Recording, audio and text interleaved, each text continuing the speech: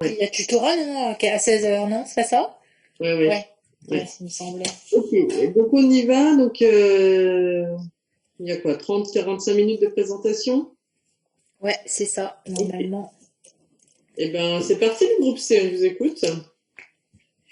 Bonjour et bienvenue à tous pour notre rendez-vous quotidien du jeudi en Didot, une émission qui rassemble divertissement et culture sur le sujet de la santé et plus particulièrement sur le handicap.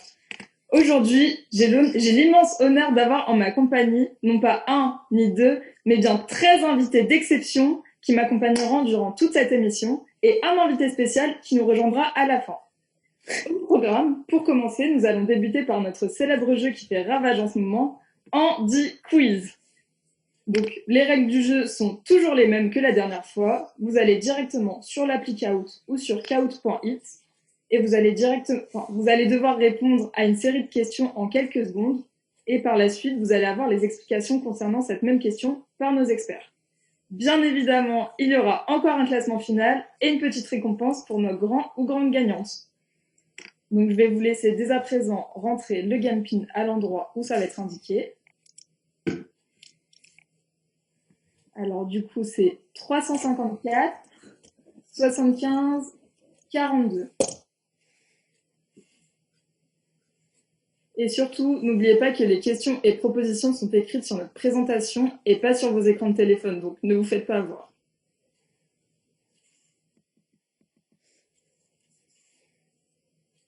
Allez. Donc, on va voir si c'est toujours Corentin, Blandine et Madame Ndiaye qui seront sur le podium ou si ça va changer les tendances. Elle est en retard, madame.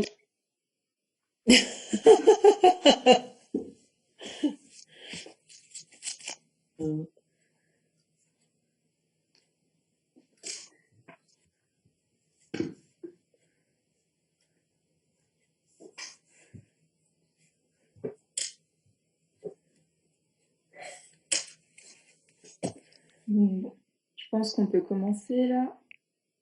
Ah, ah.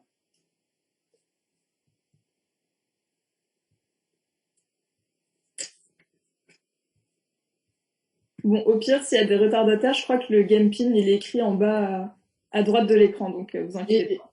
le pseudo, c'est quoi? Vous pouvez rentrer ce que vous Ah oui. voulez. Non, je suis bête. Non, non, Elle est pas mal, celle-là. Soit vous C'est, rentrez votre c'est nom. le point du jeu, madame Blatois.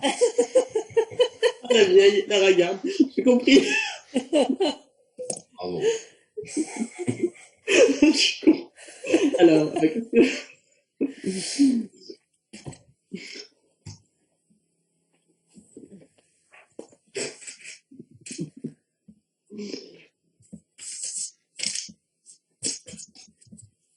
C'est bien, il y en a qui ont été inventifs sur les noms, c'est cool.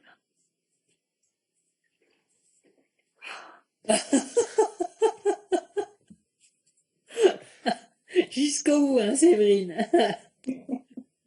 ah,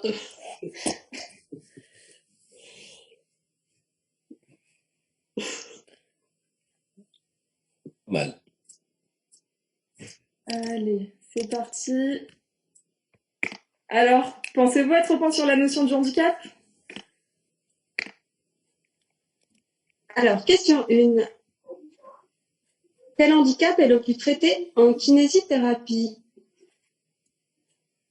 Nous avons les propositions suivantes. Le handicap visible, le handicap invisible, ou je ne sais pas.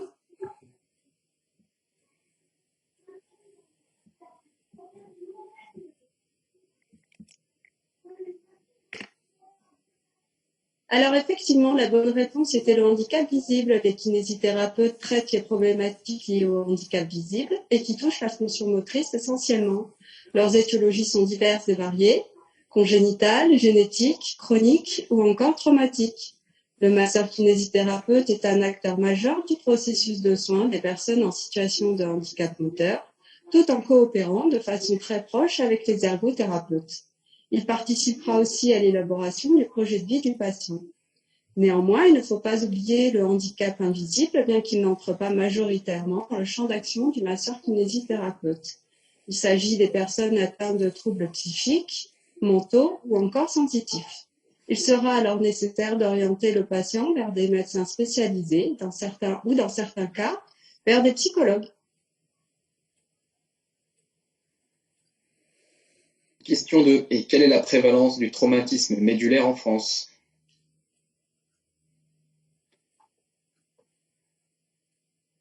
Vous avez pour proposition 10 000, 50 000, 70 000 ou 123 000.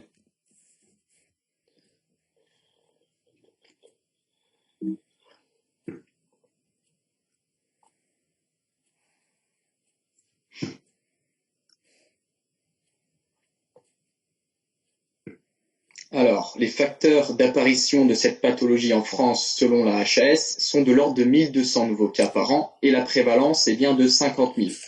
Le traumatisme médulaire, qu'est-ce que c'est? C'est, comme son nom l'indique, une lésion de la moelle épinière engendrée par un traumatisme, mais pas seulement. En effet, il existe différentes causes, même si la principale reste l'accident de voiture, de sport ou les chutes pour les personnes âgées, par exemple. En l'occurrence, il est intéressant de se pencher sur les multiples facteurs de risque. On peut citer les lésions de ligaments ou de vertèbres, les complications chirurgicales, le spina bifida. Il y a aussi les personnes aux troubles osseux et articulaires qui ont de l'ostéoporose ou de l'arthrite, par exemple, et qui sont souvent victimes de ce traumatisme médulaire, tout comme les sportifs pratiquant des sports à haut risque. La prochaine question est: quelle est l'incidence en France du spina bifida? Donc vous avez pour proposition une naissance sur 1000, une naissance sur 10 000, une sur 50 000 ou une sur 100 000.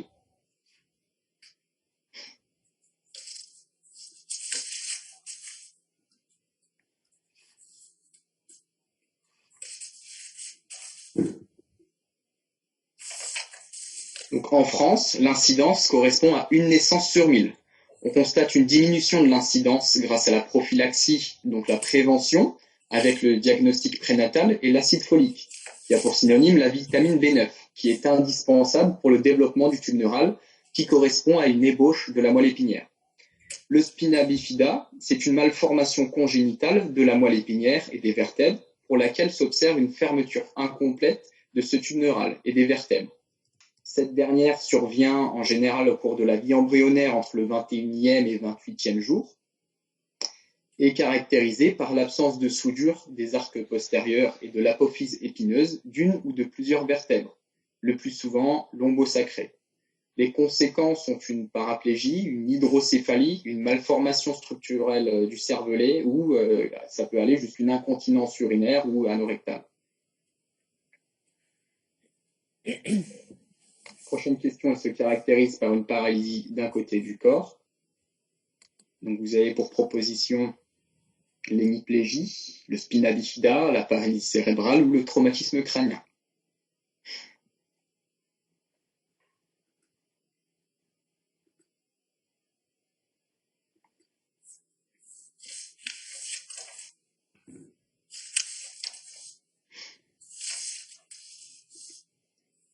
Donc je pense que vous vous en doutez, l'hémiplégie peut se définir comme une paralysie d'un côté du corps. Elle peut concerner soit le côté droit, soit le côté gauche. Il existe différents types d'hémiplégie, spasmodique ou flasque, avec différents degrés, total, partiel, proportionnel ou non proportionnel. Le plus souvent, elle survient suite à un AVC, mais elle peut aussi survenir à la naissance. Ce sont les deux grands types de causes, mais il existe aussi d'autres causes, souvent oubliées, comme les tumeurs du système nerveux central, les traumatismes ou même la tuberculose, tout comme la méningite. Les symptômes sont tout aussi nombreux. Il peut y avoir une diminution de la sensibilité, donc une faible mobilité, une diminution de la force musculaire, une difficulté du coup à bouger les membres, et cela reste très variable d'un patient à un autre en fonction de l'atteinte. Cinquième question. La dyspraxie visio-spatiale et constructive se définit par la diminution ou l'abolition de la motricité qui n'affecte qu'un seul des côtés, une incapacité à réussir ses partiels, un ensemble hétérogène de déficits développementaux moteurs et gestuels, ou un trouble spécifique du développement de la parole et du langage. Il s'agissait d'un ensemble hétérogène de déficits développementaux, moteurs et gestuels. En effet, la dyspraxie visuospatiale et constructive est un trouble neurologique d'acquisition de la coordination pouvant être associé au handicap. Il s'agit d'un dysfonctionnement du geste mal coordonné par le cerveau. Ce dernier peut se définir par une relative confusion entre trouble praxique, maladresse, trouble de la coordination motrice ainsi qu'un retard de développement.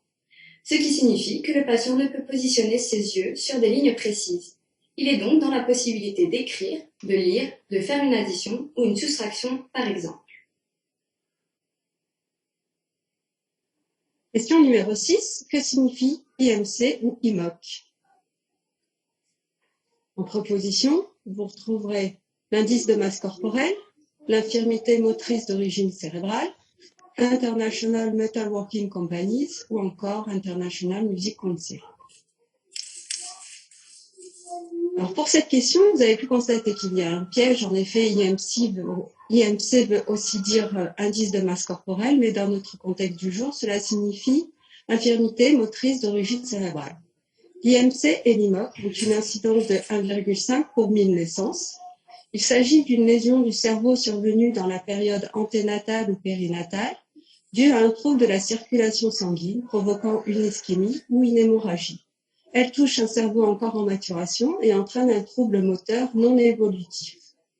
En France, on différencie l'IMC chez l'enfant dont les capacités intellectuelles sont présumées normales, de l'IMOC lorsqu'il existe une déficience mentale venant se surajouter aux déficiences motrices. L'IMC ou l'IMOC est une des causes possibles de polyhandicap. Les différents troubles neuromoteurs possibles qui en découlent sont la spasticité, la tétose, qui est un parasitage du mouvement, ainsi que la réalisation de mouvements involontaires variables, ou encore l'ataxie, qui est un trouble de l'équilibration. À ces troubles neuromoteurs peuvent s'ajouter différents troubles médicaux, tels que l'épilepsie, des troubles de l'alimentation liés à la déglutition, des troubles respiratoires, une fragilité osseuse ou encore des troubles neurovisuels. Merci professeur Vinco et merci à tous d'avoir participé à Handi Quiz. J'ai essayé de suivre un peu les classements et je pense que ça va être extrêmement serré. Mais ne vous inquiétez pas, notre huissier de justice se chargera personnellement de révéler notre grand ou grande gagnante. Mais bon, avant ça, je suis sûre que vous vous demandez tous, mais comment se déroule la prise en charge kinésithérapique d'une personne en situation de handicap? Eh bien, aujourd'hui, nous allons vous donner la réponse et je vais dès à présent laisser la parole à nos experts qui vont vous en parler. Merci Clara. Alors pour cette partie, je vais vous parler des grands processus et des outils afin de réduire le handicap. Donc, dans un premier temps, comme vous le savez tous, le handicap résulte d'une inadéquation entre le projet de vie, l'environnement et les caractéristiques biologiques du patient. Ainsi, la réduction d'une incapacité n'implique pas toujours la réduction du handicap. Pour réduire le handicap, 3 grandes solutions existent. Dans un premier temps, nous pouvons réparer l'individu, c'est-à-dire agir au niveau de la lésion à l'origine de la déficience par des soins médico-chirurgicaux à visée étiologique ou symptomatique. La compensation de cette déficience englobe donc la transplantation d'organes, les organes internes artificiels ou les prothèses. Dans un second temps, nous pouvons compenser l'individu qui avant était limité à la stricte réparation financière, bénéficie aujourd'hui d'une extension importante à l'ensemble des moyens techniques, financiers et humains permettant de réduire les conséquences individuelles des déficiences sur le plan fonctionnel et social. Donc l'incapacité relève essentiellement des soins de rééducation encadrés principalement par le kiné et regroupe des traitements par agents physiques tels que l'électrothérapie analgésique, l'électrostimulation, les ondes de choc, la cryothérapie, etc. Enfin, en dernier recours, nous pouvons adapter l'environnement et le projet de vie du patient. Donc d'après le 3e niveau de la CIF, le désavantage relève de mesures de réadaptation et d'aide sociale encadrées principalement par l'ergothérapeute qui va aider le patient dans la transformation des lieux de vie afin qu'il soit capable d'accomplir son rôle social. Cette compensation inclut donc toutes les aides sociales, les structures et activités adaptées, des entraînements en situation ou encore d'aide technique. En parlant des techniques pour réduire le handicap, d'après la définition tirée des guides de la PHP, les aides techniques sont définies comme des outils, des instruments, dispositifs, moyens ou méthodes utilisables à certains moments et dans des buts précis pour s'approcher des personnes, se mouvoir, déplacer ou manipuler des objets, pour accomplir les tâches de la vie quotidienne, sociale, domestique, professionnelle ou de loisirs. Leur but premier est donc d'améliorer la récupération et la qualité de vie du patient. Ils auront donc une place durant toute la durée du trouble. Les technologies à usage personnel du corps limité fonctionnellement sont très variées. Elles peuvent être spécifiques, comme des cannes, un fauteuil roulant ou un rollator, ou encore génériques, c'est-à-dire l'adaptation à un outil d'usage général, comme une chaîne, un couteau, ou encore un livre écrit en gros caractères. Donc voilà, j'en ai fini pour cette partie. Je vais vous laisser avec Mathilde, qui va vous parler du BDK. Merci, Léa. Effectivement, on va se pencher plus en détail sur le bilan diagnostic kinésithérapique. Il est obligatoire depuis 1996, c'est le seul document officiel qui prouve la prise en charge effectuée par le masseur kinésithérapeute. Il est indispensable puisqu'il établit un plan de soins complet en rapport avec le projet du patient. Donc il comprend le diagnostic kinésithérapique, mais également les objectifs de soins, ainsi que le choix des actes et techniques les plus appropriés. C'est un outil essentiel dans l'échange avec le patient et tous les autres professionnels de santé. Il contient informations qualitatives et quantitatives, ainsi que l'évaluation initiale des déficiences et des limitations d'activité qui permettent de connaître l'évolution du patient. Oui. On va maintenant vous présenter une courte vidéo qui pourra vous illustrer plus en détail quelques bilans possibles à réaliser. Pas de problème. Premier élément du BDK, le Par là, bilan permet de récolter toute information. Bon. Allez, à mardi alors. Premier élément du BDK, le bilan préalable permet de récolter toute information. Dans une semaine, parce que je suis là la semaine prochaine. Hein. Les renseignements sociaux à mardi 27h. Et les renseignements médicaux, renseignements socio-administratifs comportant le numéro de dossier, le nom et le prénom du patient, son sexe, son âge, sa situation professionnelle et familiale, ses conditions de vie et toutes ses coordonnées. Les renseignements médicaux, quant à eux, comprennent le diagnostic médical, l'anamnèse, donc l'histoire de la maladie, l'évolution de l'affection, antécédents et hospitalisation s'il y en a. Suite à ce bilan préalable, on citera différents bilans plus spécifiques, dont le but final est de proposer le meilleur programme de traitement possible. Présentement, on citera d'abord le bilan de la douleur, qui donne une indication sur la perception de la douleur du patient. On lui demandera une localisation de sa douleur et une évaluation de son intensité, avec par exemple une échelle visuelle analogique. C'est un état subjectif qui est spécifique à chaque patient, il sera donc nécessaire de comparer à différents moments de la prise en charge pour en constater l'évolution. On citera ici le bilan cutané, qui est un bilan d'observation, qui apprécie la qualité de la peau, s'il y a des cicatrices, des plaies, des grains de beauté à surveiller, qui note les zones de fragilité cutanée. On vérifiera également la qualité de la vascularisation du patient. Ensuite, on verra un bilan trophique qui lui est un bilan palpatoire, qui apprécie les propriétés mécaniques de la peau et qui sera par des tests d'extensibilité, de mobilité, d'élasticité et de souplesse. De plus, on évaluera la trophicité cutanée qui s'évaluera par la prise de la température cutanée et le pouls et qui devra se faire du côté contralatéral également. Ensuite, on vous présentera donc un bilan orthopédique qui s'intéressera aux membres inférieurs, au rachis ou comme ici aux membres supérieurs. Il comprendra des bilans articulaires qui pourront se faire comme par exemple avec de la goniométrie, des bilans musculo-tendineux ou encore des bilans posturaux. Enfin, on citera sans les détailler des examens neuromoteurs et bilans fonctionnels qui comprennent le bilan de la spasticité, l'examen de la motricité volontaire et sélective ou encore ici l'évaluation de la force musculaire. Je vais maintenant laisser la parole à ma collègue Solène qui va pouvoir vous expliquer un autre bilan, l'ENEM. Merci Mathilde. Donc en effet, maintenant je vais vous parler donc des niveaux d'évolution moteur qui sont une technique de bilan utilisée par les kinésithérapeutes pour évaluer le développement psychomoteur des patients et très généralement des enfants. Donc il faut savoir que c'est Michel Lemétayer, un kinésithérapeute et chercheur, qui a développé cette méthode d'ENEM en 1963. Pour ça, il a en fait observé les aptitudes motrices de l'homme et il en a déduit les différents niveaux d'évolution moteur de l'homme. Donc Michel Lemétayer appuie ses recherches et sa méthode sur le fait que la locomotion des enfants se développe selon une succession de transferts d'appui, de redressement, de maintien, d'enchaînement et de déplacement qui vont des positions de décubitus à la station debout et à la marche. Donc les nombreuses positions et enchaînements observés par le métayer passent par la reptation, les retournements, la quadrupédie et diverses formes de redressement pour à la fin parvenir à la locomotion bipodale. Ce sont donc ces différents enchaînements que le métayer a appelés les NEM, donc les niveaux d'évolution moteur. Il y en a 17 au total et ils sont classés par ordre d'acquisition chronologique. Parmi ces 17 niveaux d'évolution moteur, on peut noter entre autres donc la position du sphinx, la position du lapin qui correspond à être assis sur les fesses en se tenant par les mains. Il y a la position donc assis sans appui, d'autres positions telles que la position du chevalier servant, le quatre pattes, etc., etc., jusqu'à ce que l'enfant puisse se mettre debout, être en bipédie, puis marcher. Donc les NEM de métayer peuvent être utilisés comme bilan et comme traitement. Tout d'abord, en tant que bilan, donc le kinésithérapeute va utiliser une technique de guidage au travers des NEM pour pouvoir diagnostiquer et évaluer un retard de développement moteur chez un enfant.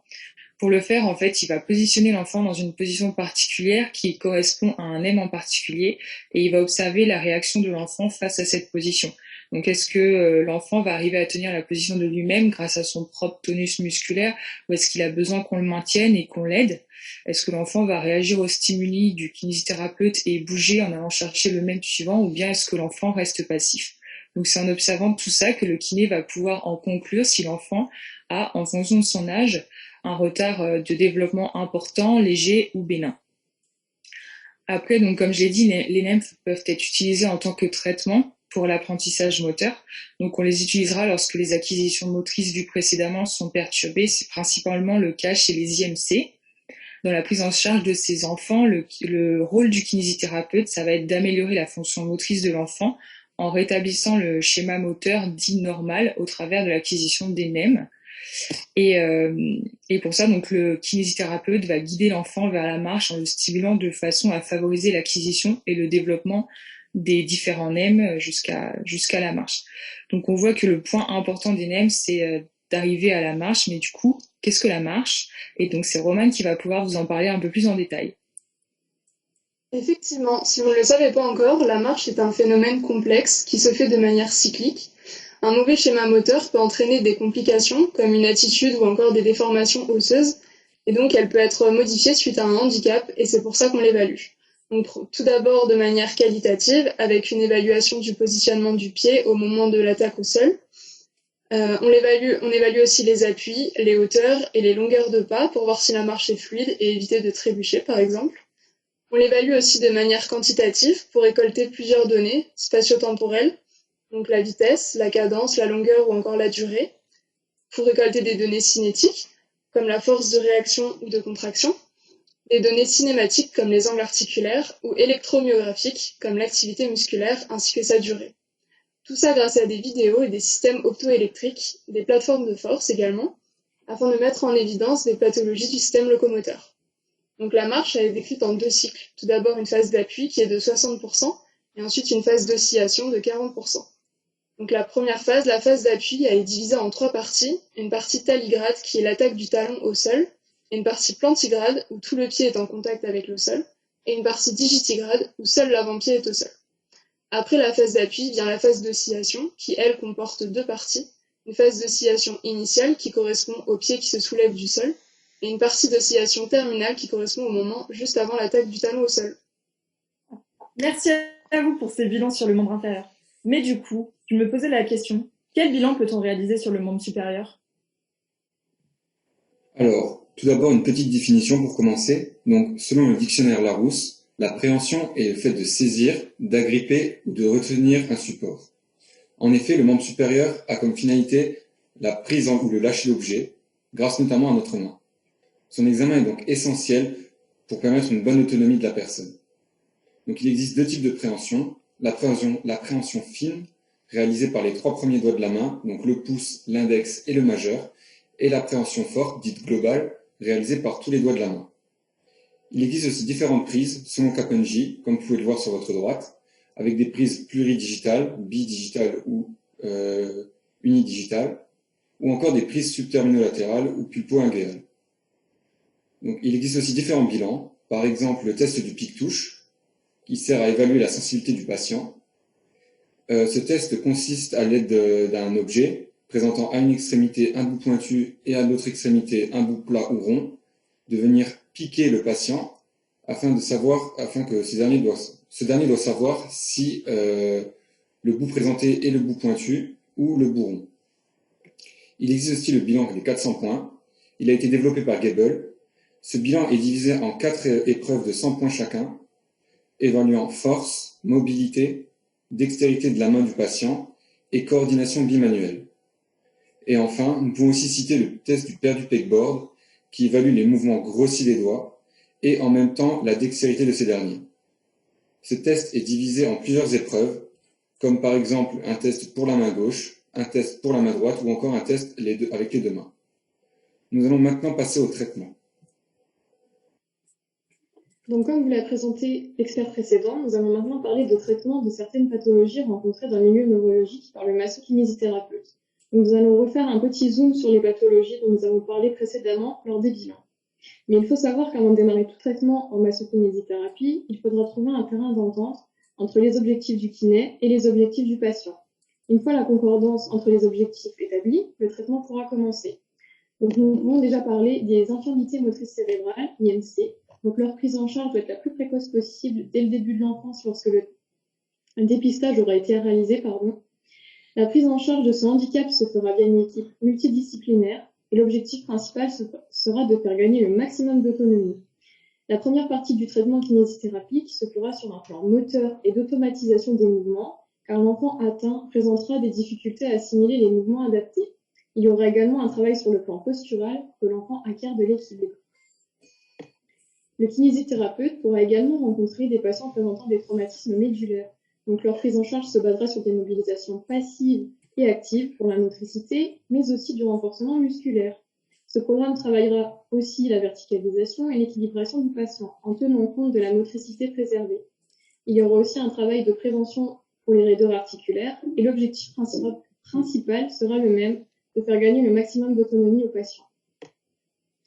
Le kinésithérapeute pourra aussi rencontrer des patients présentant un spina bifida. Donc, leur prise en charge rééducative est essentielle. Travailler sur des aspects neurologiques, orthopédiques et moteurs. Elle se basera sur l'apprentissage de mouvements fonctionnels et leur mémorisation. Donc, cette prise en charge se fera chez l'enfant. Donc, le travail devrait être plutôt ludique pour le stimuler et le faire participer au maximum à la rééducation. Celle-ci s'accompagnera d'appareillages qui suppléeront au minimum les fonctions déficitaires du patient, ce qui permettra également un gain d'autonomie maximum pour le patient. Et enfin, le kinésithérapeute pourra rencontrer des patients présentant une hémiplégie. Donc, leur prise en charge pour le massokinésithérapeute permettra d'améliorer les mouvements via des mobilisations passives et automobilisation pour jouer sur l'hémicorps concerné par la paralysie et lui apprendre à l'utiliser. Donc, l'objectif principal restera le même, comme pour toutes les autres pathologies. Donc, ce sera de faire gagner le maximum d'autonomie au patient en lui apprenant à vivre de la meilleure manière avec son handicap. Donc, pour conclure, le kinésithérapeute traitera donc ces différentes pathologies neurologiques avec un objectif de gain d'autonomie maximum pour le patient traité. Cependant, certains facteurs pourront limiter la prise en charge, et c'est ce dont le prochain expert va vous parler. Bonjour, je vais à présent vous parler des facteurs pouvant limiter la prise en charge kinésithérapique. En effet, certains éléments peuvent être un frein à une prise en charge efficiente. Ils sont nombreux et je ne parlerai donc que de quelques exemples. Pour commencer, je vais parler de l'algodystrophie, qui est aussi appelée syndrome douloureux régional complexe. C'est une pathologie caractérisée par une douleur continue d'une région du corps.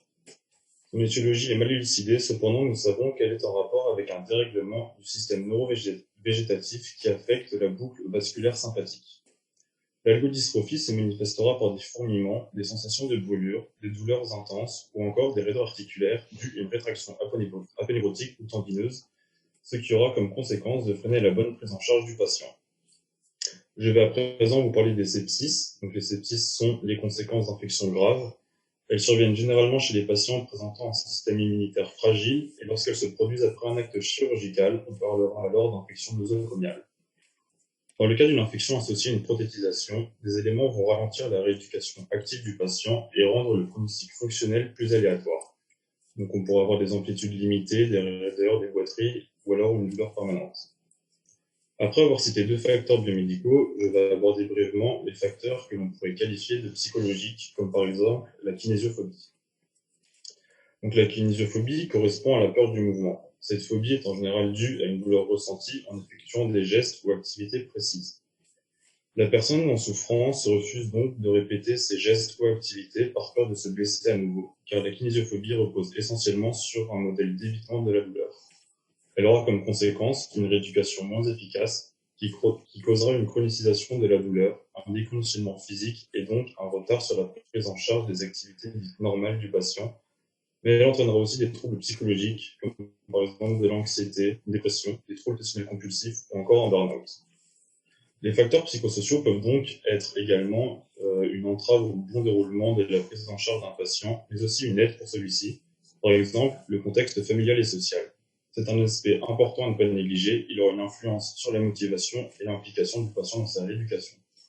Je redonne à présent la parole à Michel Simès. Merci, professeur Maheu. Et waouh, ça fait beaucoup de choses à réaliser et à penser pour la prise en charge kinésithérapie. D'ailleurs, parmi nos invités, nous avons la chance d'accueillir parmi nous 2 experts qui vont nous présenter l'étude d'un cas concret pour nous mettre en situation. Merci Michel. Effectivement, nous sommes partis à la rencontre de Madame I, qui est une ancienne aide-soignante et qui a actuellement 61 ans. Elle est devenue hémiplégique à gauche à la suite d'un AVC l'année dernière, malgré un mode de vie très sain. Elle n'a pas compris ce qui se passait sur le coup, elle n'a pas trop su comment réagir, mais heureusement, elle a été rapidement prise en charge au centre de rééducation à Les Saint-Christophe, après être restée 1 mois en service neurologique à l'hôpital. Alors là-bas, en fait, son projet de vie s'est imposé lui-même, c'est de redevenir autonome, pouvoir réintégrer son domicile ainsi que pouvoir faire des activités du quotidien. Donc pour cela, différents bilans ont été réalisés afin de pouvoir déterminer les traitements adaptés et noter son évolution. Un BDK classique d'entrée qui comprend l'anamnèse avec un interrogatoire sur toutes les infos socio-administratives, médicales, un bilan observatoire, un bilan palpatoire, en fait tout ce dont on a déjà pu entendre parler en première année. Puis s'en est suivi des bilans un peu plus précis. Un bilan fonctionnel sur l'autonomie qui comprend les transferts, retournements, donc indispensables pour la vie quotidienne. Un bilan moteur pour évaluer sa déambulation, sa motricité ainsi que la proprioception.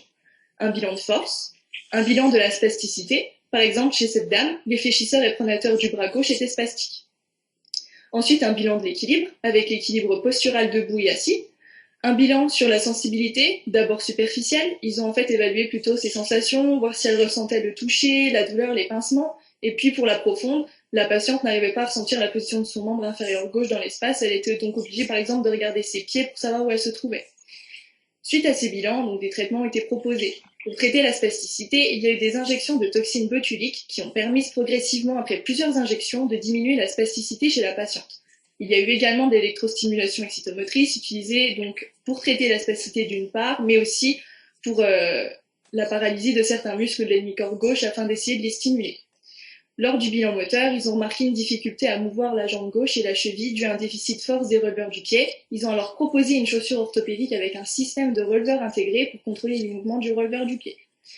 De la mobilisation passive ensuite a également fait l'objet pour entretenir le côté touché et récupérer au mieux de l'amplitude. Suite au bilan de la motricité, il y a eu un travail de remise en charge et de la rééducation à la marche, toujours aussi important pour gagner l'autonomie et conserver également les fonctions physiologiques et organiques du corps pour récupérer au maximum les capacités qui étaient présentes avant l'accident. Ils ont travaillé l'endurance à la station debout afin de diminuer la fatigabilité de la patiente lors de la position debout pour augmenter son temps de remise en charge de façon progressive. On note également des exercices de manutention en cas de chute qui consistent à apprendre les gestes pour se débrouiller seul en cas de chute. Un entraînement à l'autonomie pour l'habillage et le déshabillage, et au final, 1 fois par mois, les bilans sont refaits et donc en fonction de l'évolution, les traitements sont réadaptés. Pour conclure, la patiente et le corps de l'équipe médicale ont constaté une évolution très rapide, due à un bon encadrement, à des bilans, des traitements appropriés, mais également à la volonté et à la compréhension de la patiente. Avec tout ce que on vient de la patiente nous a dit, elle a également bien précisé que la kinésithérapie avait été indispensable pour sa prise en charge, sinon il aurait été impossible d'aller aussi loin, aussi vite et de faire autant de progrès. Elle a aussi précisé qu'il y a eu un grand rôle des ergothérapeutes qui ont travaillé ensemble avec les kinés. À côté de tout ça, malgré sa motivation, elle a eu quand même des moments difficiles puisque elle aurait dû avoir une cranioplastie dans l'année, mais que dû aux conditions liées au Covid, celle-ci a été déplacée à plus tard dans l'année. Enfin, on va pouvoir parler de prévention.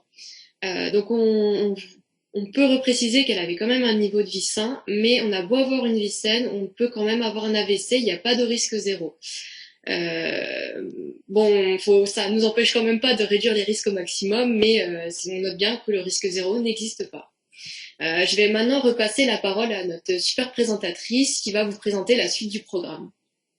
Merci mesdames. Et maintenant, nous allons passer à un petit point sur la prévention et sensibilisation, car une émission sur la santé ne peut pas être complète sans un petit point sur la prévention et sensibilisation. Alors, certaines actions comme celle de la prévention sont mises en place afin de limiter la survenue et les séquelles provoquées par les accidents ou pathologies. Il en existe d'ailleurs 3 catégories que je vais vous présenter. Donc tout d'abord, nous avons la prévention primaire qui rentre en jeu avant que toute pathologie ou trouble soit déclenchée. Elle se traduit par exemple par l'instauration de campagnes ou affiches de prévention dans différents milieux, ou encore par des formations pour les professionnels de santé, pour une catégorie de personnes ou encore pour la population en règle générale. Lorsque la personne est touchée par un trouble ou une pathologie au tout début de son développement, c'est au tour de la prévention secondaire d'intervenir. Elle vise à diminuer la prévalence de cette pathologie dans la population. Elle est donc utile au tout début de l'apparition des symptômes. Elle consiste par exemple en la mise en place d'améliorations des prises en charge médicales, sociales ou encore environnementales du patient. Pour finir, la prévention tertiaire intervient après la survenue de la maladie. Elle vise à réduire les effets et les séquelles de la pathologie sur l'individu, à diminuer les complications ainsi que les risques de rechute. Des programmes d'éducation thérapeutique sont mis en place afin d'aider les patients à mieux gérer leur traitement et leur suivi. Dans le cas de Madame X, il existe des préventions visant à protéger les patients ayant déjà eu des AVC qui peuvent mener à des hémiplégiques comme dans le cas présent. Le kiné donne principalement des conseils afin d'améliorer le quotidien de vie des patients, tel que le fait d'améliorer l'aménagement de l'environnement. Cela peut consister en la sécurisation des escaliers, par exemple, en mettant de l'antidérapant, en installant des rampes, des marches de couleur ou encore en installant un monte-escalier. Le fait de déplacer les pièces est aussi utile. Les pièces importantes, telles que la chambre ou la salle de bain, peuvent être mises au rez-de-chaussée afin de limiter le risque de chute. Le masso-kinésithérapeute a donc une place importante tout au long du suivi et du traitement du patient, et notamment au cours de la prévention tertiaire. Je vais maintenant laisser la parole à Romane pour vous parler d'un complément de la prévention qui est la sensibilisation. Merci Juan. Et oui, en France, il existe beaucoup de campagnes de sensibilisation centrées sur le handicap. Elles ont un but tout d'abord d'information, mais aussi de transmission de messages forts et clairs afin de marquer les mémoires du grand public et de changer les comportements. Et pour ça, je vais vous laisser notre experte en sensibilisation vous en parler plus en détail. Merci Romane. La sensibilisation peut s'appliquer à différents niveaux. Premièrement, à l'échelle individuelle, elle vise à changer les regards et à atténuer les préjugés envers les personnes en situation de handicap afin de mieux les intégrer. Deuxièmement, à l'échelle sociétale, ces campagnes ont pour objectif de mettre en lumière les capacités restantes de ces personnes en situation de handicap tout en les présentant comme des personnes nécessitant un environnement adapté à leurs capacités et non comme des personnes incapables.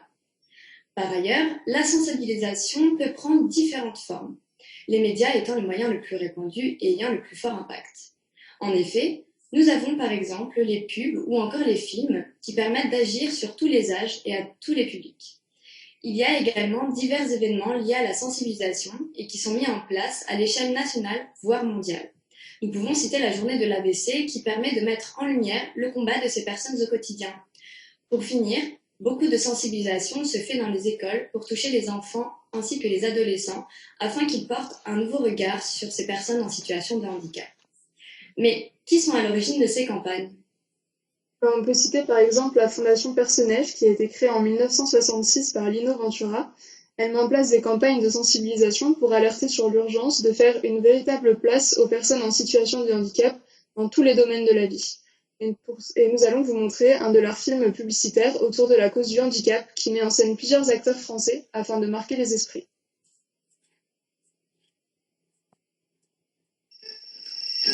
Allô? C'est pas vrai, c'est moi qui ai le rôle? C'est quoi? C'est le rôle. Attention, hein. C'est pas un rôle facile. Tu sais, c'est un rôle important en plus. Hein. Bah oui, c'est moi qui ai le rôle. Ah bah j'ai pas compris ça, moi. C'est moi qui ai le rôle. D'accord, mais c'est quoi ce rôle? Non mais elle te l'a dit, c'est moi qui ai le rôle. C'est le rôle. C'est le rôle. Bah oui, ça arrive dans la vie, c'est... Non mais c'est pas drôle, je l'ai ou je l'ai pas ce rôle? Bah si, t'as le rôle. C'est ça qui va être beau. Le rôle, c'est quoi? C'est moi qui l'ai eu. Bah oui. C'est un beau rôle. C'est... T'es fou quoi, j'ai jamais eu des rôles comme ça moi. Je vous laisse rôle. Hé, c'est moi qui ai le rôle. Face au handicap, on a tous un rôle à jouer.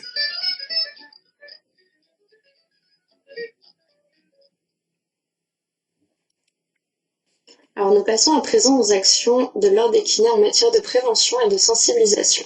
Pour cela, nous avons Kiné France Prévention, qui est une fédération regroupant une vingtaine d'associations et plus de 300 kinés.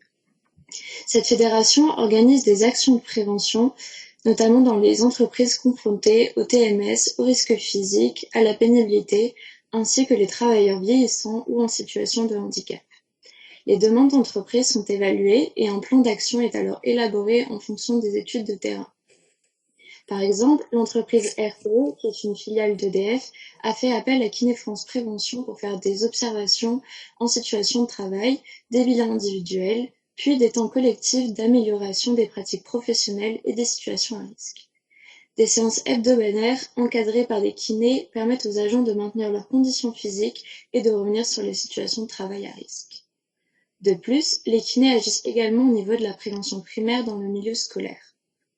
Cela passe par des actions de promotion du sport, de la sensibilisation à l'importance du mouvement, de la posture, au port du cartable, la diffusion de messages de santé ou encore plus spécifiquement la prévention des RHLJ chez les étudiants du secteur BTP, logistique et santé. L'objectif est à terme de diminuer la fréquence et la gravité des accidents de travail, les maladies professionnelles, mais également d'améliorer le confort et la sécurité des jeunes. Enfin, le kiné agit quotidiennement au niveau de la prévention secondaire et tertiaire. Le kinésithérapeute réalise des bilans mettant en évidence des déficiences. Il agit afin de stopper et retarder un trouble ou une maladie. Mais son rôle ne s'arrête pas seulement au domaine de la kiné. Il se doit également d'être vigilant concernant d'autres pathologies comme les cancers, les risques infectieux, de phlébites et bien d'autres. Pour finir, le kiné agit au niveau de l'éducation des patients et l'entretien des capacités fonctionnelles afin de limiter les risques de rechute et de chronicité. Merci professeur Hartung. Et j'espère que vous êtes encore tous réveillés chez vous, car pour bien continuer cette émission, je vais laisser la parole à celui que vous attendez tous, Sergent Posture. Hey yo, salut tout le monde, ici le sergent Posture, le cousin de Major Mouvement. Alors je remercie le plateau de Antidote et notamment Michel de m'avoir convié sur ce plateau. Donc je suis ici aujourd'hui pour vous parler de notre campagne de sensibilisation et plus précisément du poster de cette campagne concernant la prise en charge du handicap en kinésithérapie. Alors, donc vous voyez ce magnifique poster qui s'affiche sur vos écrans. Donc bien évidemment, je le précise, je fais une présentation rapide de ce poster, mais je vous invite à y revenir avec un peu plus d'attention pour pouvoir en saisir toutes les subtilités. Alors, tout d'abord, dans un premier temps, nous nous intéresserons au bandeau supérieur de ce poster, donc avec le titre « La prise en charge du handicap en kinésithérapie ». On s'est tout d'abord dit que c'était une bonne idée de rappeler les définitions du handicap, notamment la définition de l'OMS, mais également la définition de la loi du 11 février 2005, qui est une loi majeure pour la prise en charge du handicap. Donc, les différents acteurs de cette prise en charge dont fait partie le kiné, j'insiste bien, le kiné a un rôle majeur vraiment dans cette prise en charge, notamment un rôle d'accompagnement personnalisé et adapté. Il faut dire que le kiné, en fait, durant toutes ses études, sera confronté au handicap, mais saura, à travers les différents cours et les différents intervenants des IFMK, prendre en charge ces handicaps. C'est un vrai professionnel. On s'est dit aussi qu'il était intéressant de rappeler quelques chiffres clés concernant le handicap, notamment un chiffre sur lequel j'aimerais attirer votre attention. Un Français sur 6, je dis bien un Français sur 6, soit environ 12 millions de personnes, est concerné par le handicap en France. Vous retrouverez également un petit histogramme avec les origines de ces déficiences, notamment des handicaps à la naissance, des maladies non professionnelles et autres. Donc maintenant, nous allons nous intéresser plutôt au rôle du kiné dans la prise en charge de personnes en situation de handicap. Donc sur le bandeau central, d'abord nous allons parler du BDK. Donc le BDK, comme l'ont cité les experts précédents, que je remercie d'ailleurs pour leur excellent travail, est un document officiel qui permet de prouver que la prise en charge est effectuée par un kiné. Donc ce BDK suivra toute la prise en charge d'un patient par un kiné, le début avec notamment l'anamnèse et autres, le milieu de prise en charge avec tous les bilans qui seront effectués et également la fin de prise en charge. Ensuite, nous avons rappelé sur la droite quelques affections neurologiques fréquemment prises en charge par le kiné. On a parlé tout à l'heure des IMC, IMOC, et de l'hémiplégie, donc l'hémiplégie, une paralysie d'un côté du corps. Ce sont des troubles neurologiques qui sont fréquemment rencontrés par le kiné.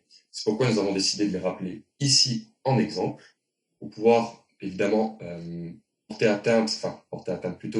porter à la lumière ces deux pathologies. Enfin, sur le bandeau central, nous avons rappelé les aides techniques. Donc les aides techniques, en fait, ce sont toutes les aides qui vont pouvoir aider à faciliter la vie en fait, des patients, à améliorer leur qualité de vie, mais également, parce que ça arrive malheureusement, de temps en temps, il n'y a pas de traitement. Donc en fait, le kiné, via les aides techniques ou alors son savoir-faire, viendra soulager un handicap afin, et c'est vraiment le but principal de l'action du kiné, d'améliorer l'autonomie du patient. Enfin, sur le bandeau inférieur de ce poster, comme l'a dit le précédent expert, nous rappelons les types de prévention, à savoir la prévention primaire, la prévention secondaire et la prévention tertiaire, car le kiné, étant un professionnel de santé et comme tous les autres professionnels de santé, fait partie de ce processus long et complexe qu'est la prévention dans toutes ses étapes. Alors, voilà. Pour finir, vous pouvez voir en bas à droite de votre écran un QR code. Donc ce QR code, si vous le scannez, vous permettra de retrouver toute la bibliographie, c'est-à-dire toutes les études que nous avons utilisées, que nous avons consultées, afin de pouvoir constituer cette étude et ce poster. Donc je vous invite à scanner ce QR code, mais comme je l'ai déjà dit, à revenir sur notre poster plus en détail. Merci beaucoup Michel, vous pouvez me retrouver sur ma chaîne YouTube, mais également sur le plateau d'Andidote. À très bientôt. Merci Sergent Posture, c'est toujours un plaisir de vous accueillir sur ce plateau. Et pour finir cette émission comme il se doit, nous allons enfin savoir qui a atteint le podium du Kahoot.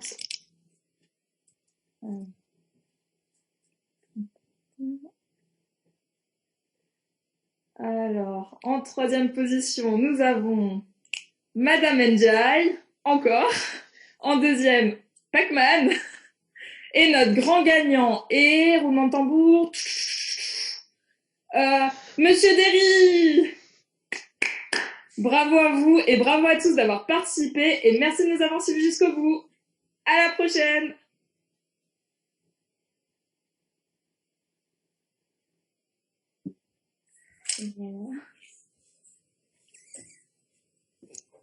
Juste une question, c'est qui Pac-Man du coup? À votre avis? C'est quoi? C'est moi. D'accord. Mais ça vous parle, Pac-Man? Ça vous dit quelque chose à vous? Oui. C'est un ancien jeu. Ouais, c'est un ancien jeu de mon temps à moi. Alors vous, je me suis dit, tiens donc, mais non, mais vous connaissez. Ah oui, Monsieur Derry. Ouais, peut-être, je sais pas, NCN, puisqu'elle était aussi sur le podium. Elle est dégoûtée d'être troisième. Ah bah, écoute, c'est comme ça, tu vois. Ah bah voilà. Bon, enfin, donc c'est moi. Ouais, je vois qu'en fait, c'est 3 professionnels aussi sur le podium. C'est dommage, j'aurais pas dû répondre aussi vite. 3 places de podium, un expert et 2 profs, il y a eu un arrangement. Exactement. Nous, on avait les questions avant, c'était super facile. Pas moi, hein. Oui, mais toi, mamie, bu à toi, excuse-moi, tu dois être 52e parce que le temps que tu trouves la bonne couleur. Je comprenais rien. Voilà. Non, bah écoutez, c'est comme ça. Hein, bon, bah écoutez, moi je me suis bien amusée. Hein, alors, je commence juste comme ça par 2 petits trucs. J'ai beaucoup ri quand j'ai lu votre document. Parce que vous avez inventé un nouveau mot, je le connaissais pas, c'est escarification. Alors ça, j'ai beaucoup aimé, je l'ai noté. Ça vous parle, escarification? C'est pas mal, c'est nouveau, je connaissais pas non plus. Eh ben voilà, moi aussi j'ai vu ça. C'est page 13, voilà. Donc c'est le bilan cutané, alors homogénéité de la peau, pilosité, volume des tissus. Donc moi, je suis désolée. Non, mais c'est pas grave, hein, c'est parce que je trouvais ça mignon, entre escarification, qui n'est pas la même chose. Non, mais c'est parce qu'ils l'ont prononcé en espagnol, donc du coup c'est comme spécial, c'est pour ça. Pardon, je vous ai pas suivi, monsieur Serre. Reprenez ce que vous avez dit. Les Espagnols, quand il y a un mot qui commence par S, ils mettent un E avant parce qu'ils n'arrivent pas à prononcer de façon d'affilée. Ah non, mais moi l'espagnol, c'est bon. Je comprends rien, j'en ai jamais fait, mais bon. Ok, c'était ça le truc, non? Et votre correcteur orthographique, il vous a pas dit quelque chose sur le terme escarification, non? Il n'y a pas de correcteur, je vous avoue. Ah, voilà. Mais bon, on peut enrichir le dictionnaire, hein, voilà. Et puis, là, cette fois, c'était à l'oral, le bilan 400 points, hein, vous avez parlé du Purdue, enfin, du Box and Block, enfin, je sais plus lesquels vous avez parlé. Vous avez parlé du bilan 400 points, et dans votre prononciation, vous avez parlé de Monsieur Gable, c'est ça? Je sais plus qui c'est qui parlait de ça. Donc c'est pas Clark Gable, et c'est une illustre nancéienne ergothérapeute qui s'appelait Colette Gable qui a inventé le bilan 400 points. Donc là aussi ça m'a fait sourire. C'est pas la prononciation. Ah oui, ben non, parce que c'était C. Gable, donc on aurait pu effectivement penser Clark Gable, mais c'est Colette Gable. C'est une Lorraine nancéienne qui a pris sa retraite il y a quelques années maintenant, mais voilà. C'était le brin d'humour, ça tombait bien, c'est ce que j'ai relevé. Je vous laisse la parole, NCN, Madame Buatois et Monsieur Derry, c'est à vous. Bonjour à tous. C'était super vivant, moi j'ai bien aimé, je me suis bien amusé, c'est passé vite. Super, j'ai bien apprécié. Après, je vous avoue que cette fois-ci, je vous avez beaucoup moins aidé que le premier rapport. On avait qu'un échange. Mais c'est un groupe qui travaille bien, vite. J'ai pas eu besoin de revenir vers eux à plusieurs reprises. Et c'est assez bien fait. Moi, je suis assez satisfait du travail fourni. Et la présentation est parfaite. Bon, pour moi, elle est top. Bon travail. Merci.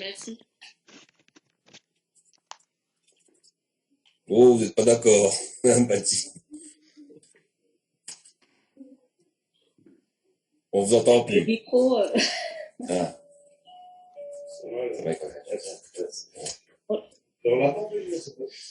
Madame Paty, on vous Je disais, je coupe le micro, on n'entend que moi, voilà.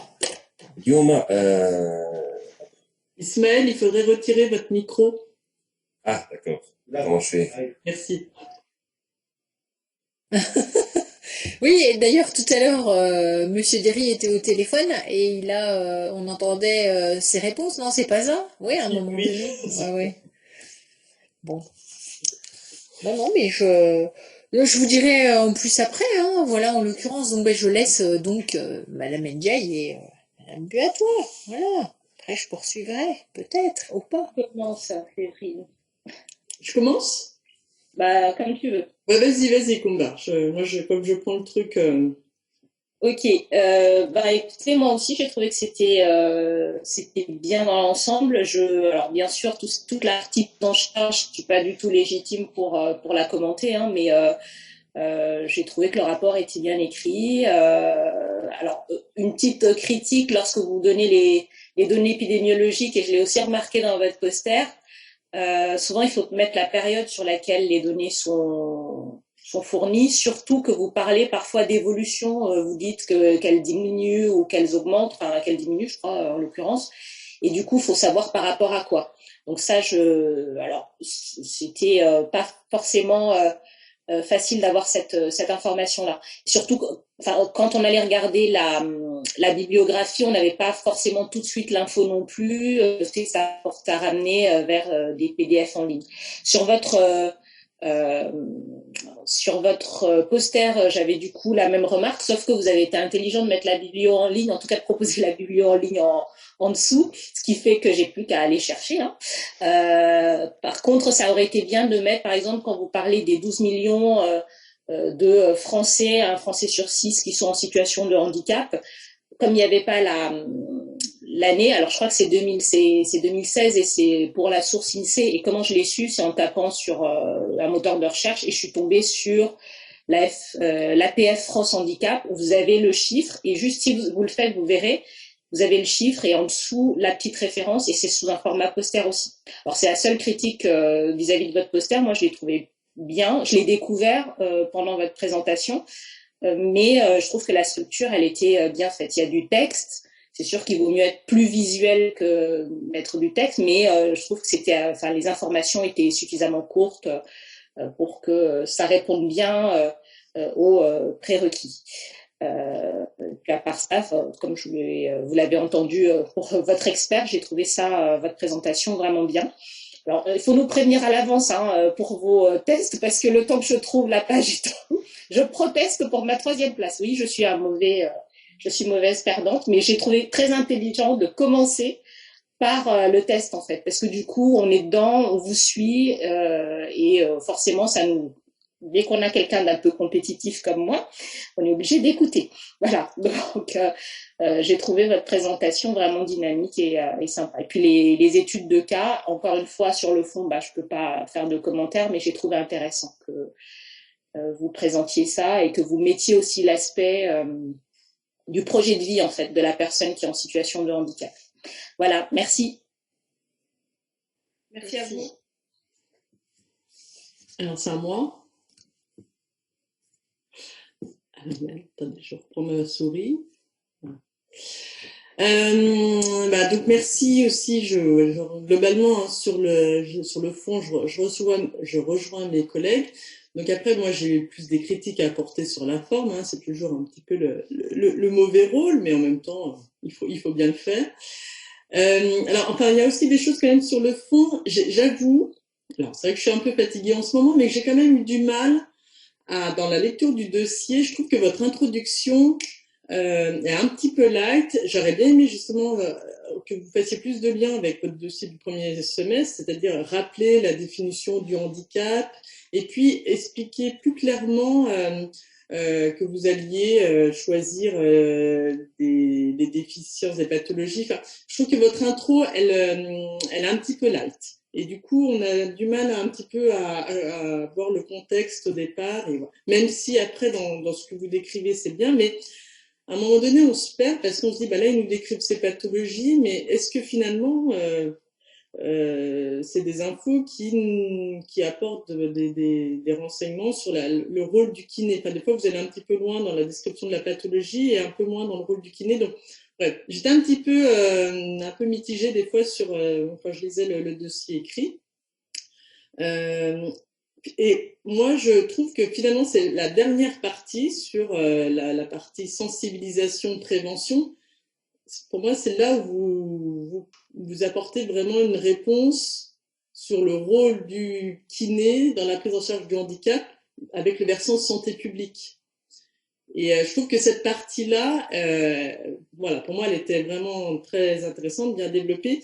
Et je trouve que elle ressort pas assez dans votre poster et dans votre même à l'oral. Donc c'est un petit peu dommage, mais même si vous l'avez quand même abordé, etc. Donc j'aurais eu envie, par exemple, la vidéo que vous avez montrée là, le spot publicitaire de Personnage, qui est très bien.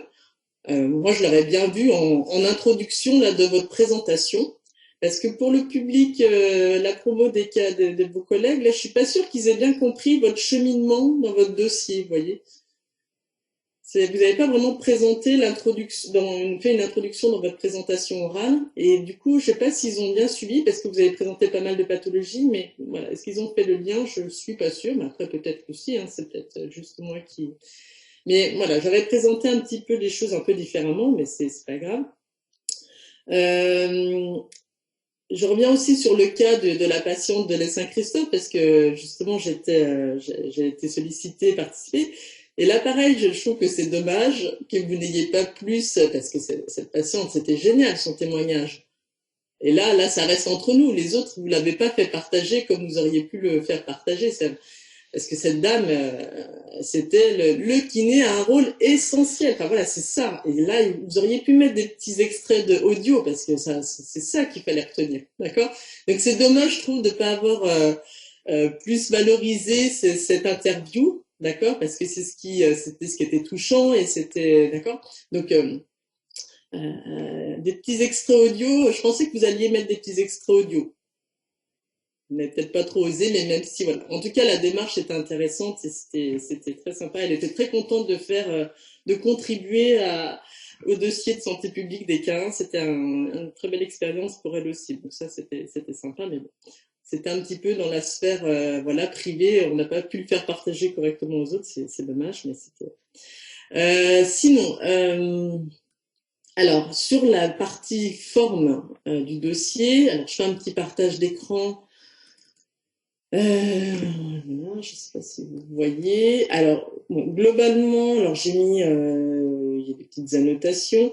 Le titre, ne serait-ce que le titre du dossier, bon, il s'intitule Le handicap, mais vous n'avez pas adapté le titre au deuxième semestre là. Donc dans le dossier là, il aurait pu apparaître le rôle du kinésithérapeute dans la prise en charge du handicap. Vous voyez, ça aurait pu être présenté ici. Voilà. Bon, après voilà l'introduction. Donc j'ai mis que c'était un petit peu light. Après il y a des manières de formuler les choses qui, je trouve, le kiné va pouvoir exercer son expertise. Ça fait un petit peu exercer son pouvoir, un peu. Enfin voilà, il y a des mots comme ça. Il va réparer le patient. Donc c'était des formules que je trouvais un petit peu pas forcément bien formulé, ou voilà, bon, ça pouvait être connoté un petit peu, mais c'est des petites choses. Alors là, oui, j'ai mis « ah bon », c'est pas mais genre que vous dites « cependant, le handicap et le traitement des handicaps invisibles qui inclut les handicaps psychiques, mentaux et sensitifs n'entre pas dans le champ de compétences des kinés ». Alors, je dis « ah bon », donc nous, en tant que kiné, on peut pas prendre en charge des personnes qui présentent des troubles mentaux, sensitifs, enfin, je sais pas. Pourquoi vous mettez ça? Ou qu'est-ce que vous pensiez, qu'est-ce que vous vouliez dire? Enfin, là, ça m'a un peu... Je peux peut-être répondre à ça. Ouais. En fait, ne peut pas prendre en charge des patients en présentant des troubles psychiques, mentaux, mais ce n'est pas sa spécialité plutôt. Parce que je veux dire, quelqu'un qui présente des troubles psychiques ou mentaux va plutôt l'orienter vers de la psychiatrie, auquel cas, bien évidemment, s'il a besoin de prise en charge kinésithérapie, qui sera pris en charge, mais ce n'est pas l'attribution principale de la kiné. Je pense que c'était comme ça qu'on voulait le formuler. D'accord. Mais donc, vous voyez que, parce que clairement, dans la pratique courante, on va prendre en charge des patients qui ont des troubles mentaux, des troubles cognitifs, des troubles sensoriels. Il y aura des indications. La kiné, c'est pas que du moteur, hein. C'est aussi du comportement, c'est aussi de la réintégration sociale, c'est plein de choses dans la kiné, d'accord? Donc là, on sent un petit peu que vous avez une vision peut-être un petit peu trop sur le versant moteur, d'accord? Donc c'est là où je voulais quand même revenir. Mais, enfin, vous avez le droit de... Alors, je peux intervenir? Oui. Nous, on avait établi le bilan par rapport à une activité. Vous savez que tous les étudiants en fin d'année, les quatrième années, dans 80 à 90% des cas, ils vont aller en libéral. Donc, ça reflète assez bien la réalité en vérité. Dans le sens où nous, en libéral, on va avoir des patients qui ont plus un versant moteur. Si c'est trop lourd ou il y a un versant psy assez chargé, on va pas prendre en charge. Ça sera pas possible en libéral. Donc ça dépend. Effectivement, dans la réalité, il y en a une certaine partie qui va aller dans des centres, et là ils pourront rencontrer des personnes avec des handicapés, avec des pathologies mentales un peu plus marquées. C'est dans ce sens-là que oui, mais c'est ce que j'ai 90% des étudiants qui vont sortir, ils vont avoir effectivement, si vous allez dans un centre, vous allez avoir des patients avec des déficits mentaux et sensitifs très marqués. Mais en libéral, on ne va pas rencontrer ça, on ne va pas prendre en charge ce type de patient. Non, mais par contre, on peut quand même avoir pas mal de patients qui ont des troubles. Assez léger. Dans le sens où on ne pourra pas travailler correctement. C'est la réalité. Moi, je parle de la réalité. Ça fait 16 ans que je suis kiné. Si c'est trop difficile, on ne va pas prendre en charge. Et on va réorienter vers d'autres structures. Oui. En pris en charge. Donc, ça dépend de quoi vous parlez. Effectivement, on peut en prendre en charge en tant que kinésithérapeute, mais dans 90%, il y a qu'en centre qu'on pourra prendre en charge des grosses pathologies mentales associées et sensitives. En tout cas, moi, j'en ai pas. Mais moi, je pense aussi à tous les personnes âgées qui souffrent de démence et pour qui il y a quand même une orientation de kiné libérale. Ah oui, j'en ai déjà eu, mais si ça devient trop lourd, c'est pas possible d'être pris en charge, en tout cas. On réoriente dans un centre ou autre part. Parce que il faut une certaine confiance du patient, il faut qu'il puisse répéter certains gestes ou qu'il puisse ne serait-ce que comprendre les consignes. Donc, dans certains cas, malheureusement, on est très limité. Après, ça n'empêche pas qu'on puisse travailler en collaboration avec d'autres corps de métier. Hein. On est pluridisciplinaire, on travaille avec des psychologues, des ergos, Mais dans 90% des cas, en tout cas pour ceux qui vont sortir, qui vont faire du libéral, on va pas, ça va être trop difficile de prendre en charge des patients avec un handicap moteur lourd, scientifiquement. Malheureusement, c'est la réalité. C'est sûr. Mais en tout cas, il faut que dans la formation initiale, les étudiants... Oui, dans la formation initiale, il faut que ce soit dit, oui, effectivement. Ok. Donc voilà, après il y avait... donc moi, les principales critiques, entre guillemets, c'était, bon, comme d'habitude, hein, c'était sur la biblio. Hein, j'invente rien, la biblio, je sais pas pourquoi, vous n'arrivez pas à formater correctement des biblios. Regardez, alors, ne serait-ce que la forme, là, il y a, je sais pas, de temps en temps, vous me mettez des choses en majuscule. Alors, c'est vraiment de la forme, hein, parce que je critique pas forcément la qualité des références, d'accord? Il y a des supports très intéressants, mais vraiment la forme. Il y a des fois, vous mettez vous voyez, là, par exemple, c'est en lettres majuscules. Là, il y a des titres en lettres majuscules, et puis d'autres sont en minuscules. Là, d'un coup, on a tout le titre en majuscule. Enfin, vous voyez comment c'est écrit? Là, il y a plein de choses qui sont mal écrites. Là, vous référencez, par exemple, Michel Barra, là, le guide. Et ça, quand on clique dessus, en fait, c'est une référence de la HAS. D'accord? Donc, il faut citer la référence de la HAS. Il y a d'autres passages où vous mettez Elsevier, je sais plus. Voilà, là, par exemple, tout ça, là. Elsevier, mais ça, c'est des articles de Kiné la Revue. Elsevier, c'est l'éditeur. D'accord? Donc là, tout ça, c'est pas bien référencé, ça, c'est incomplet. Là, vous citez un ouvrage, mais il n'y a pas de page, il n'y a pas de tout ça. Donc, bon, là, j'ai noté quelques-uns, mais pas tous, hein. Là, c'est un article, c'est kiné scientifique, donc vous respectez pas du tout les normes de Vancouver. Normalement, c'est les auteurs, le titre, etc. Donc là, je sais pas qui, ou si vous étiez à plusieurs à faire la biblio, mais là, clairement, les normes de Vancouver ne sont pas respectées. Alors, certaines sont bien mentionnées, hein, mais pas toutes, d'accord? Donc là, dans un dossier comme ça, surtout au deuxième semestre, parce que je pense qu'au premier semestre, on a déjà pas mal insisté sur la biblio. Enfin, ça, c'est des choses qu'on n'a plus trop envie de voir. Donc on veut plus, il faut vraiment faire cet effort-là. Hein. C'est pas moi qui l'exige. Hein. C'est vraiment dans les rendus de biblio pour tous les documents un peu officiels, il faut faire attention à la mise en page. Donc il faut que quelqu'un s'y colle, hein, dans les dossiers collectifs. Il faut que tout le monde fasse un petit peu à sa hauteur. Mais donc voilà, moi c'était les principales critiques de forme, encore une fois, c'est là-dessus. D'accord? Est-ce que vous avez quelque chose pour votre défense? Bah non, pas spécialement. C'est chacun qui s'occupe de sa biblio selon les normes de Vancouver. Donc après, voilà, il y a une relecture globale et c'est mis en forme. Et voilà, j'ai pas de...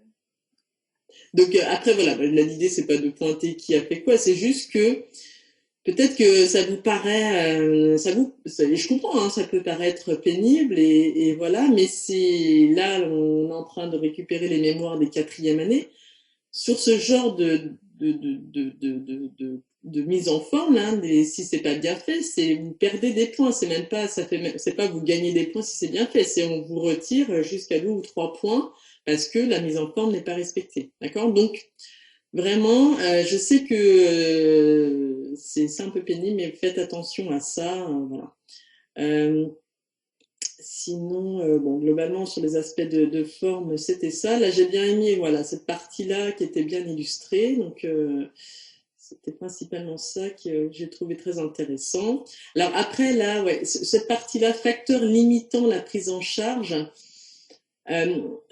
c'est écrit que voilà, certains éléments peuvent être des freins. Alors bon, la gauxystrophie, mais vous mélangez un petit peu des choses qui vont limiter, perturber, et puis ce qui peut être de l'ordre du lésionnel aussi, de la pathologie, qui sera quand même une indication à la kiné. Enfin, le contexte familial. Enfin, je trouve que cette partie-là, vous mélangez un petit peu les choses, même si on comprend un peu ce que vous voulez dire, mais c'est pas forcément présenté. Bon. Ok. Et par rapport à votre poster, et après j'arrête. Alors le poster globalement sur la mise en forme et tout ça, C'est assez harmonieux, je trouve. Voilà, la charte couleur, charte graphique, tout ça, c'est assez joli.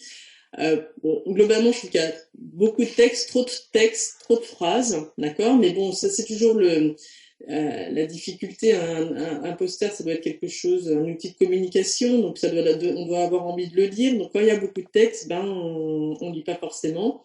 Attention là, vous voyez là les couleurs, c'est vachement clair, on le voit. Donc un poster, c'est un outil de communication pour qu'on puisse voir les informations assez loin, d'accord. Donc là, les contrastes sont pas assez importants. Alors votre biblio, au début pareil, je me dis mais qu'est-ce qu'ils ont fait? Donc ok, elle est référencée dans le QR code. Là par contre, je suis désolée, mais on commence pas la référence à 15. Il y a un ordre aussi. C'est comme pour le dossier écrit où on commence à citer dans l'ordre d'apparition. Ça vous choque pas ça? Non? Oui? Non? Bon. En tout cas, il faut mettre les références dans l'ordre d'apparition. C'est les mêmes règles que pour un dossier écrit, d'accord. Qu'est-ce que j'ai mis là? J'ai mis un petit commentaire, je sais plus ce que c'est, je sais pas si je vais pouvoir le voir. Et là, je trouvais cette partie-là, ça manquait un petit peu d'image justement sur la prévention primaire, secondaire, tertiaire. Là, on aurait pu le valoriser. Votre conclusion, ça fait bizarre de terminer. De ce fait, sont créées diverses aides techniques qui permettent d'améliorer la qualité de vie du patient. On attend la suite. Enfin, ça fait bizarre de terminer la phrase comme ça. Donc, je trouvais que la conclusion, elle était un petit peu abrupte comme ça, mais bon. Donc voilà. Après, je sais pas comment vous avez organisé la gestion du poster. Est-ce que tout le monde a participé? Est-ce que c'est juste quelques étudiants? Non, pas tout le monde a participé, mais la plupart de notre groupe donc, ont participé quand même à la réalisation du fond et une personne donc pour la forme. D'accord. Donc, comment vous avez trouvé, alors je m'adresse à votre groupe, mais aussi aux autres groupes, la réalisation du poster, c'est quelque chose de compliqué, quelque chose qui vous a paru assez facile ou Ben moi je sais que du coup c'est moi qui ai fait donc la forme du poster. Pouvoir mettre en lumière certains textes, etc. C'est assez compliqué et aussi le choix des couleurs pour que ça plaise déjà à tout le groupe et puis même pour que ce soit attractif et attrayant pour les yeux. J'ai trouvé ça assez compliqué, mais c'était un bon exercice. Ouais. Mais en tout cas, là, vous avez, c'est bien respecté les titres, etc. La mise en forme, on voit c'est homogène et c'est avec les petits sigles les petits symboles qui sont bien trouvés, donc c'est assez harmonieux. D'accord. Donc après, pour une première expérience de poster, c'est bien, hein, parce que c'est quelque chose qui est compliqué, donc c'est pour ça qu'on vous sensibilise un petit peu à ça. Mais voilà, c'est bien pour ceux qui sont pas trop mouillés dans le truc, hein, il faudra y passer à un moment donné parce que c'est quand même un outil que vous serez amené à utiliser. Donc voilà, n'hésitez pas à aller demander conseil aux personnes qui sont un petit peu plus à l'aise pour que vous vous rendiez compte un petit peu du travail parce que c'est pas si évident que ça. Ok, voilà, mais globalement, il y a un gros travail de fait. La présentation, pareil, était très dynamique et tout le monde a participé. Donc, merci pour ce moment d'antidote. Merci à vous.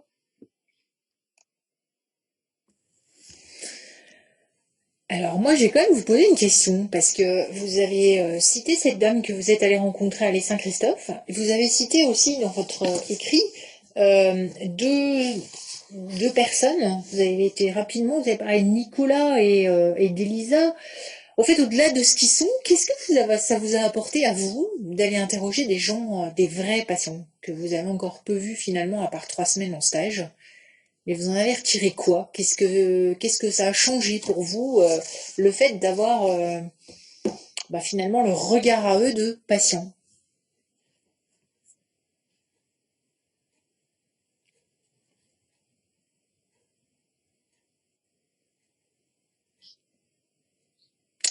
Déjà, ça nous permet déjà de voir la vision du patient à lui et que avoir un handicap, c'est pas insurmontable quand la prise en charge elle est bien faite, qu'elle est multidisciplinaire et c'est déjà bien, je trouve, pour nous, parce qu'on se rend pas forcément compte de ce que ça implique derrière. Ouais. Et moi, cette dame, je l'ai trouvée très motivante. Elle m'a motivée, elle m'a vraiment surprise. Elle nous a raconté son histoire sans problème. Elle était très ouverte à toutes les questions. Elle nous a parlé de son handicap de A à Z, de sa prise en charge. Elle a bien mentionné que les kinés étaient indispensables et que sans les kinés, elle n'en serait pas là où elle en est aujourd'hui. Et on se rend compte aussi que le projet de vie, c'est ce qui motive la patiente, puisque, donc, comme on l'a dit, elle voulait vraiment rentrer chez elle, retrouver son quotidien, faire à manger, du jardin. Et c'est ce qui l'a motivée et c'est ce qui a permis donc, d'avoir une évolution assez rapide. Donc, aussi, dû à la bonne prise en charge au centre, mais aussi sa motivation qui était vraiment très importante. On s'en est rendu compte quand on a interrogé. Ok, bah écoutez, c'est intéressant ça parce qu'effectivement, ça vous permet de vous décentrer un petit peu. C'est-à-dire, Séverine à un moment donné a fait une remarque en disant, bah écoutez, finalement, est-ce qu'on est magicien ou est-ce que on peut finalement se penser qu'on va résoudre tout? Le problème de résoudre tout, ça dépend aussi du patient. C'est-à-dire que sa vision à lui, qu'est-ce qu'il entend, comment il comprend sa pathologie ou son état à un moment donné, comment il fait pour faire avec, parce que ça aussi c'est une grande question hein, dans le handicap, c'est la question de... Et le raccourci le plus facile c'est de dire il accepte, on n'accepte jamais un handicap, que ça soit un enfant, que ça soit un adulte, même une personne âgée, à partir du moment où eh bien, il y a une différence entre la norme et soi, et surtout si c'est une personne qui a déjà vécu une manière différemment.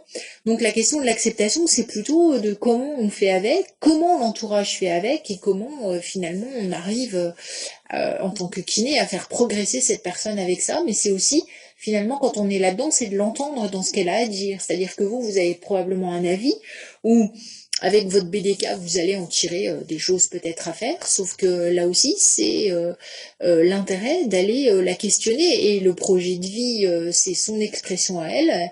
Et nous, il faut qu'on fasse concorder les deux, c'est-à-dire nous, l'objectif de kiné, et parfois, eh bien, on peut avoir un objectif qui est un peu en dehors ou qui est un peu trop exigeant par rapport à ce que la personne a envie, ou en tout cas à un moment donné. Et ça nous permet aussi de faire... je vous ai parlé souvent de laisser erreur ou d'évaluer ce qu'on a besoin de faire où on vit. C'est aussi un moyen de pouvoir recentrer, faire différemment, diminuer son projet. Donc c'est pour ça que je voulais voir un peu comme ça à brûle pour point ce que vous en avez retiré. Voilà, c'était un peu le sentiment. Voilà. Eh ben écoutez, moi j'ai encore enfin c'est plus pas des questions, mais est-ce que c'est plus facile d'être handicapé quand on est riche ou quand on est pauvre? Aucun des deux. Tant qu'on a de la motivation, encore une fois, tant qu'on a un projet, on sait où on va, pourquoi on se bat, pour nous, pour plusieurs raisons, ça dépend des personnes. Je pense que le fait d'être riche ou pauvre, ça n'impacte pas forcément la prise en charge, etc., l'évolution. Alors, est-ce que tout le monde est d'accord avec ça? Moi, pour aller plus loin, je pense que mettre facile et situation de handicap dans la même phrase, c'est pas possible en fait. Pourquoi? Parce que, comme l'a dit Madame Passy, en fait, déjà, on est confronté à sa propre faiblesse, à sa propre différence par rapport à la norme. Et rien qu'à ce moment-là, en fait, on prend déjà un grand coup. Donc, je me dis que ça peut pas être facile de vivre en situation de handicap. Il y a forcément un combat derrière. Mais le handicap, il résulte de quoi? Comment dire, de la non-concordance entre l'environnement, le projet et la situation du patient, finalement. Donc, quand on a les moyens, est-ce qu'on peut pallier plus facilement que lorsqu'on ne les a pas, ces moyens? Oui. Après, en France, il y a pas mal de choses qui sont prises en charge, mais rien que pour être dirigé vers des spécialistes, des personnes qui ne sont pas forcément éduquées sur le sujet, qui sont dans des situations précaires, elles n'iront pas forcément chez un médecin ou chez un kiné, contrairement à des personnes qui savent que un kiné sera adapté pour tel ou tel handicap, par exemple. Et puis après, on peut aussi aménager, faire des super aménagements si on si on a plus d'argent dans son domicile pour pallier à tous nos besoins qu'une personne qui sera plus précaire du coup. Donc ça, c'est hyper important. Enfin, vraiment, enfin, il y a des personnes, même alors là, je parle vraiment moi de mon boulot à l'Est Saint-Christophe, mais ne serait-ce qu'un rollator qui va coûter 80 euros, où il y a une prise en charge de l'ordre de 50 euros par la Sécu, mais il y a un reste à charge qui peut aller de 40 à, ça dépend du type de rollator. Il y a certaines personnes, ça va être très compliqué. Ils peuvent même pas financer les 50 euros pour l'aide technique qui leur permettrait d'avoir une certaine autonomie. D'accord ? Donc, il faut quand même bien avoir ça en tête que le handicap, même si je vois, heureusement que nous sommes en France. Oui, heureusement qu'on est en France, parce qu'on a quand même une couverture minimum, etc. Mais n'empêche que cette couverture, elle n'est pas forcément suffisante et ça permet pas de compenser, de vivre dans le respect du projet de vie, etc. Donc, il y a énormément de personnes, même les riches, je veux dire. Alors, c'est une caricature, bien sûr, mais le projet de vie, enfin le handicap, quand on a les moyens, quand on peut compenser les choses avec du matériel, avec un aménagement de domicile, avec plein de choses comme ça, eh bien la situation de handicap, elle peut être diminuée et beaucoup mieux vécue que l'inverse. Donc après, il y a tous les contextes de traumatisme. Un patient qui a eu un accident de travail, qui se retrouve tétraplégique, eh bien, la chance dans son malheur, c'est que ça soit un accident de travail, par exemple. Parce que grâce à ces indemnités, il va pouvoir se payer la maison équipée, le véhicule équipé, etc. Alors que le tétra qui est tombé chez lui, qui a glissé sur une plaque de verglas, et qui n'a pas ses apports, il va perdre son travail et il peut se retrouver dans une situation catastrophique. D'accord ? En plus de la tétraplégie, vous voyez ce que je veux dire ? Donc ça, c'est des éléments que vous allez découvrir aussi, mais la prise en charge du handicap du kiné, c'est vraiment dépendant de l'environnement, des conditions familiales et financières, etc. D'accord ? Et vous, kiné, vous pouvez proposer des choses, mais il va falloir adapter vos propositions par rapport à tous ces éléments-là. Et moi, j'y ajoute, dans le milieu infantile, quand vous aviez un petit bonhomme de 2 ans qui a besoin d'un déambulateur, il se passe quoi en milieu infantile pour un enfant qui a un handicap, un handicap, il va grandir avec son handicap. C'est-à-dire que le déambulateur qui a été acheté il y a 2 ans et pour lesquels les parents ont participé à hauteur de, 100 euros, parce qu'en plus c'est produit en plus petite série que pour les adultes, ça veut dire que quand il a 8 ans, peut-être qu'il a besoin d'un changement de déambulateur, certes par la taille, mais aussi parce qu'il lui faut 2 roues alors qu'il en avait 4, ou je sais pas quoi. Et ça, c'est jusqu'à sa taille adulte. Donc ça c'est l'enfant est dépendant de ses parents, il y a aussi tout ça là-dedans, et vous pouvez pas faire fi de tout cet environnement. Donc après, il y a Charlie qui a écrit en même temps, le mec d'Indouchable, il est pas handicapé.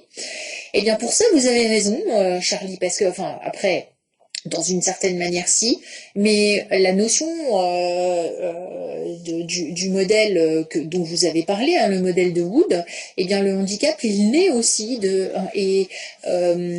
il s'évalue aussi par rapport au contexte, c'est-à-dire que ce monsieur-là en question, qui est quand même une histoire réelle, sûrement un peu romancée, mais c'est quand même quelqu'un qui a les moyens tout à fait financiers et qui a les moyens d'avoir à sa disposition quelqu'un qui va lui permettre de pouvoir agir, conduire, le porter, le changer, l'installer correctement, changer de matériel quand il a besoin.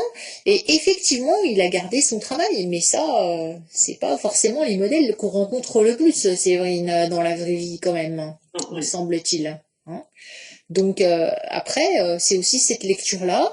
Et tout ça, c'est aussi des choses auxquelles vous allez être confrontés. C'est pour ça que ça m'a intéressé que vous parliez de passion. Parce que on ne peut pas imaginer en étant kiné dire moi je sais c'est ça dont il a besoin parce que le projet c'est comme ça, moi je sais que c'est ça et le patient là-dedans, le patient il y a lui en lui-même et puis il y a l'environnement et c'est aussi intéressant d'avoir ce retour-là et ces aspects-là. C'est pour ça que la notion de handicap, hein, et l'expression du BDK, puisque vous allez beaucoup à le travailler prochainement, à la fois dans les documents que vous allez rendre ensuite de stage et autres. On va vous demander de parler du handicap et justement de est-ce qu'il a finalement des restrictions de participation. Et souvent, vous dites, ah bah oui, bah pas forcément. Et l'exemple qu'a donné Charlie en est une. Hein. Donc, il y a tout un tas de référentiels à prendre en compte pour pouvoir indiquer que oui, il y a un handicap ou pas. Hein. Donc, c'est un très très gros sujet. Et je terminerai, je voulais juste encore vous dire un mot, c'est que le catalogue, le catalogue, vous avez cité un certain nombre de pathologies, en l'occurrence, c'est tout à fait intéressant, puisque c'est des choses que vous allez avoir dans les traitements, dans la sémio, dans la physiopathologie, un petit peu l'année prochaine, mais surtout à partir de votre 2e cycle. Au moins, vous en aurez entendu parler, vous l'aurez travaillé, des notions qui vous seront pas complètement inconnues. Alors évidemment, très très parcellaires dans ce que vous avez écrit et rapporté. Mais en tout cas, vous aurez eu l'occasion de travailler là-dessus. Voilà, c'était mon mot de la fin. Je sais pas si vous voulez ajouter d'autres choses. Merci, Monsieur Derry, en tout cas. Hein.